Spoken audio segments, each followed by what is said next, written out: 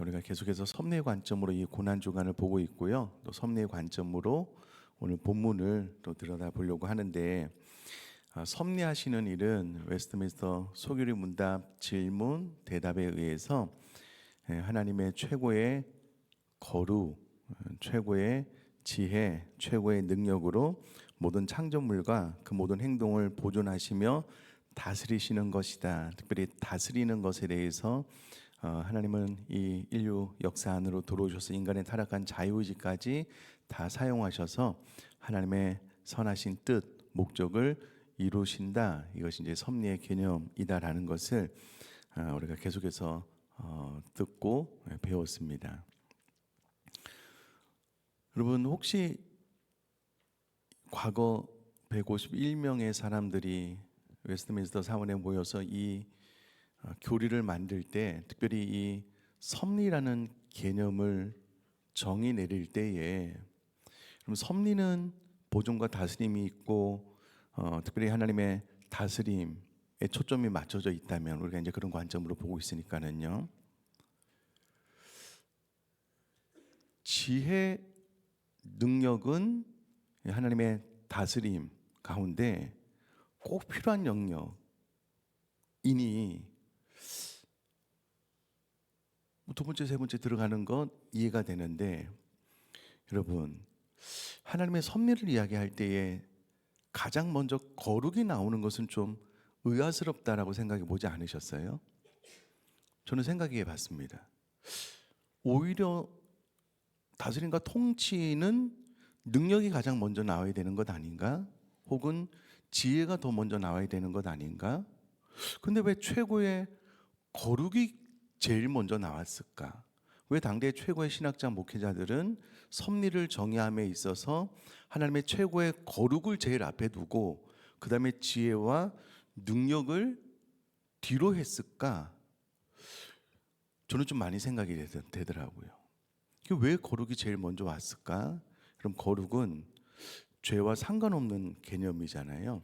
죄는 언제나 이기심을 동반하는데, 이 거룩은 죄와 상관없는 하나님의 속성, 가장 공의롭고 또 이타적인, 사랑과 또 맞물리는 어떤 그런 개념이어서 거룩을 제일 먼저 앞에 두지 않았을까? 그러면 하나님의 다스림과 통치는 하나님의 거룩하신 가운데 일어나는 것이다 라는 것을 후대에 또 당대에 우리에게 알려주기 위해서 거룩이 제일 먼저 오지 않았을까? 답은 아닌데요, 혼자 그렇게 한번 생각을 해봤습니다. 어찌되었건 하나님이 이 세상을 다스리고 통치함에 있어서 하나님의 거룩한 속성이 제일 먼저 나온다라고 웨스트민스터 신앙고백서는 정의 내리고 있습니다. 그 부분에 대해서 좀 묵상하면서 저는 좀 오늘 마지막 부분에 좀 마음이 많이 좀 뭉클하게 되었는데요. 일단은 본문의 내용을 간단하게 생각을 정리를 해보고 오늘 메시지도 좀 간단하게 나누고 좀 기도로 이 메시지를 마음에 새기는 시간을 좀 가지려고 합니다. 일단 본문에 나와 있는 세 가지 특징적인 사건을 좀 기억을 할 필요가 있는데, 45절에 보니까는요, 제6시로부터 온 땅에 어둠이 임하여 제9시까지 계속되었다. 이 시간은 우리나라 시간으로 정오 12시부터 3시까지의 시간을 의미하고요. 이때는 우리가 모두 잘 아는 것처럼 하루의 시간 가운데 가장 밝아야 되는 대낮이라고 말하는 시간입니다. 그런데 이 시간에 어둠이 임하여 앞을 볼 수 없는 사건이 발생했다라고 기록이 되어져 있습니다. 이 사건은 여러 가지 의미가 있겠지만, 일단은 제2의 하나님 예수님의 죽으심으로 인하여 모든 피조물의 슬퍼함이 어둠으로 임하기도 했고요. 예수님이 온 인류의 죄를 지고 십자가를 지셔야 됐으므로 하나님의 진노, 어둠은 또 하나님의 진노를 상징했거든요. 진노를 나타낸다라고 이야기를 하고요. 또 하나는 하나님마저도 자신의 사랑하는 외아들 예수가 십자가에 달려 죽는 것을 참아보기 어려워서 어둠으로 덮었다라고 이야기를 하기도 합니다. 어찌되었건 예수님의 십자가 죽음에 있어서 가장 태양이 강렬하게 빛나는 시간에 어둠이 임했다라고 성경은 이야기를 해주고 있습니다. 또 두 번째 우리가 볼 수 있는 것은 엘레리 라마 사막단이 나의 하나님 어찌하여 나를 버리셨나이까 라는 참혹한 절규입니다. 여러분, 예수님은 이 땅에 계실 때에 하나님을 본문을 제외하고서는 단 한 번도 하나님이라고 부른 적이 없습니다. 하나님을 아버지라고 불렀습니다. 예수님 이 땅에 계시면서 단 한 번 하나님을 하나님으로 불렀는데 그것은 본인이 모든 인류의 죄를 짊어져 죽게 될 때에는 차마 아버지로 부를 수 없어서 그 죄인된 모습으로 나의 하나님으로 부른 것으로 그렇게 해석을 합니다. 죄의 결과인 죽음 그리고 그 결과로 하나님과의 단절이 가장 큰 고통이셨기 때문에 나의 하나님이라고 부르면서 어찌 나를 버리셨나이까. 사실 이 부분은 우리가 우리 죄로 말미암아 지옥으로 떨어지면서 나의 하나님 어찌하여 나를 버리셨나이까 가장 처절한 고통을 받는 그 장면을 우리가 연상해서 사실은 그 자리에 우리가 있어야 되는데 예수님이 우리 죄를 대신하여서 하나님과의 단절 그리고 지옥으로 떨어지는 어떤 절규를 외친 것으로 해석을 할 수가 있습니다. 이걸 우리가 조금만 생각을 해본다면 사실은 나의 하나님 어찌하여 나를 버리셨나이까라는 절규는 내가 해야 되는 절규입니다. 그러나 그것을 예수님께서 담당하셨다라는 것을 알 수가 있고요. 또 마지막으로 본문 50절에 보면 예수께서 다시 크게 소리 지르시고 영혼이 떠나시니라라고 기록이 되어져 있는데요. 영혼이 떠났다라는 것을 원어로 보면 예수님께서 무기력하고 힘이 없어서 그냥 로마 병정에 십자가 위에서 처저히 죽어갔다 그런 의미가 아니고요. 예수님께서 스스로 자신의 생명을 내어줬다라는 의미입니다. 그럼 예수님께서는 얼마든지 이 십자가 형벌을 피할 수 있으셨지만 예수님 스스로 자신의 생명을 우리를 위하여 내어주셨다라는 말씀입니다. 자, 여기까지 해놓고 또 다시 섭리로 돌아와서 우리가 보고 있는 바대로 예수님의 십자가는 하나님의 섭리 가운데 일어난 일이었고요.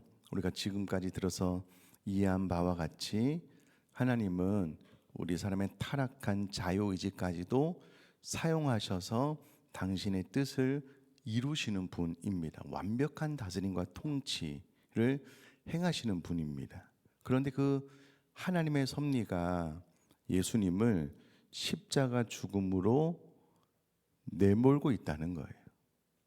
그럼 사람의 악한 자유의지도 사용하여서 하나님의 뜻을 이루시는 그 능력의 그 지혜의 거룩의 하나님이 스스로의 섭리에 의해서 자신의 사랑하는 아들을 십자가에 내몰고 있다라는 거예요. 누가 강요하거나 누가 부탁하지도 않았습니다. 12군단 더 되는 천군 천사를 통해서 예수님을 십자가에 죽게 하지 않을 만한 능력이 예수님께도 하나님께도 있었습니다. 그러나 하나님은 스스로의 선택에 의해서 예수님도 스스로의 선택에 의해서 크신 섭리로 십자가에서 자신을 내어주고 있는 본문을 우리가 접하고 있잖아요. 최근에 이제 순장수련회 때도 말씀을 좀 잠깐 나눴는데 저는 과거에 우리 신앙의 선배님들이 목회하셨던 목회를 죽었다 깨어나도 다 못할 거라고 생각을 해요. 왜냐면 저희 선배 목사님들은 염을 직접 하셨거든요. 시골에서 목회하시는 분들은 가축의 출산도 성도님들이 요청해서 뛰어가서 다 받아내고 그렇게 하셨거든요. 그런 기술도 없고 또 그걸 감당할 수 있을까 이런 생각을 해보는데 안타까운 것은 우리 신앙의 선배님들이 목회 현장에 많은 어려움으로 인하여서 빨리 돌아가시는 경우가 많았습니다. 또 정신적으로 또 많이 아프신 분들도 목사님 특별히 사모님 가운데 많으셨고요. 그래서 저는 그것이 목회 현장의 어려움 스트레스를 잘 해결하지 못해서 그렇게 된 것이 아닌가라고 생각을 했는데, 목회를 하면 할수록 그렇지 않을 수도 있겠다. 우리 신앙의 선배님들이, 목사님들이 성도님들을 너무나도 사랑한 나머지 마음이 아파서 그렇게 될 수도 있겠다라는 것을 시간이 지나면서 조금씩 알게 돼요. 최근에 우리 교회 식구들 가운데 이제 좀 참 어려운 질병에 대한 소식을 듣고 계속 기도하면서 참 마음이 아픕니다. 참 마음이 아프고, 때로 이렇게 기도하면서 같이 울기도 하는데, 또 때로 목양실에서 기도하다가 울기도 해요. 참 젊으신 분인데 이제 그런 생각 들거든요. 여러분, 예수님 33세 십자가에 달려 죽으셨습니다. 33세. 그럼 우리가 부모로서 우리 자녀의 아픔을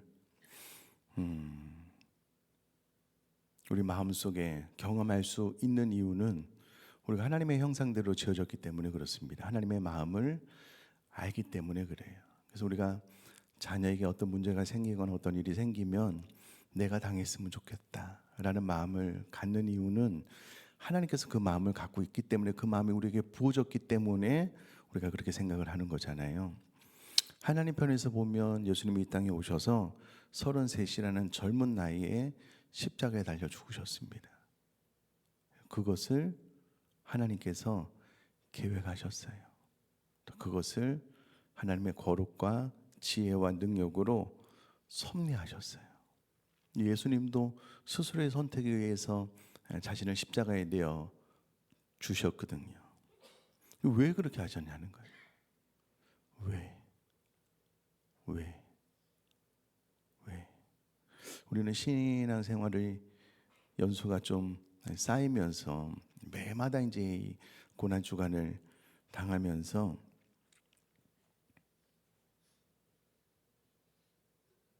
이게 이제 뭐 당연한 것처럼, 뭐 예수님은 하나님의 아들이시니까, 아니요, 그렇지 않습니다. 사람으로 오셔서 우리가 당하는 모든 고통을 예수님께서 당하셨거든요. 그래야만 우리 아픔을 치유하시고 위로해 주실 수 있기 때문에, 일부러 예수님께서 이 땅에 오실 때 가장 가난하게 오셨을 뿐만 아니라 그의 생애 가운데 한 사람이 당할 수 있는 거의 모든 고통을 예수님께서 자처하셔서 당하셨거든요. 왜? 우리의 마음을 위로 격려해 주시기 위해서.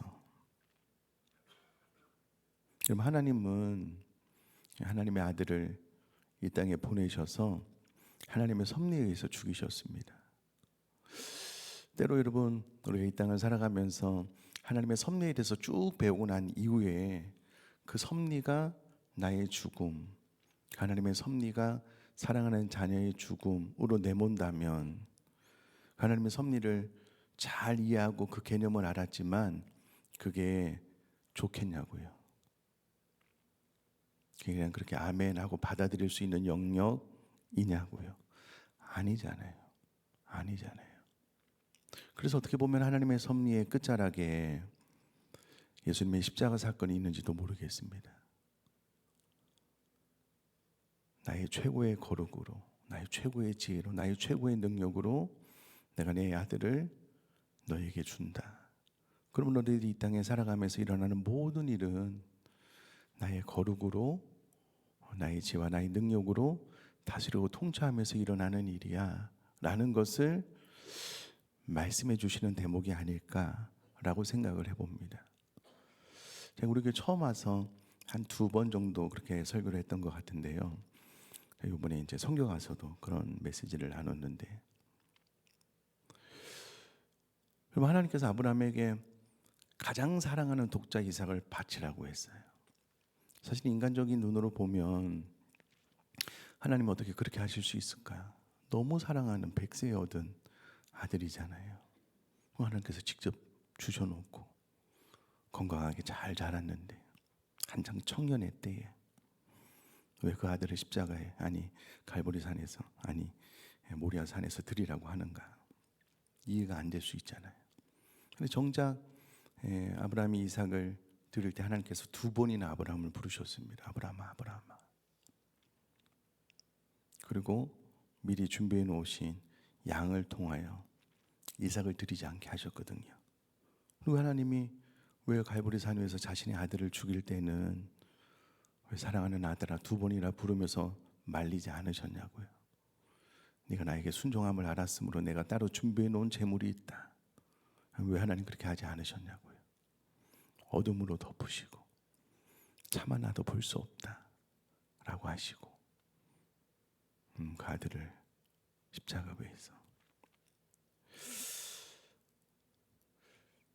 하나님의 섭리의 끝에 십자가가 놓인 이유가 있다라고 저는 생각을 합니다. 전도서를 읽어보면 참 좋은 것은 이 땅에 일어나는 일들이 우리 모든 믿는 사람들에게 다 일어난다, 그게 사실이다, 현실이다 라는 것을 잘 말해주고 있잖아요. 그때 우리는 하나님의 섭리를 다 이해를 해도 이와 같은 사건이 나에게 일어나면 섭리가 싫어지거든요. 하나님의 섭리 필요 없다고, 다른 사람들에게나 일어났으면 좋지. 그래서 하나님께서 하나님의 섭리 끝자락에 자신의 아들을 죽이신 것 같아요. 하나님의 최고의 거룩으로 그렇게 행하신 것 같아요. 그래야만 우리가 이 땅을 살아가면서 하나님의 섭리로 내 삶 가운데 일어나는 일들이 비록 이해가 되지 않는다라고 하더라도 하나님께서 스스로 그렇게 하셨으므로 나에게 일어나는 모든 일들을 비로소 받아들일 수 있게 되는 것 같아요. 중요한 것은 그것을 우리가 하나님의 섭리로 받아들여야지만 우리가 살 수 있어요. 우리가 살 수 있는 것 같아요. 그렇지 않으면 감당이 안 되는 것 같아요. 믿음을 떠나거나 하나님을 원망하거나 또 너무 큰 불신으로 인해서 나는 내 자녀들은 어떻게 될까 많이 낙심하고 좌절하게 되는 것 같아요. 여전히 두려움과 염려.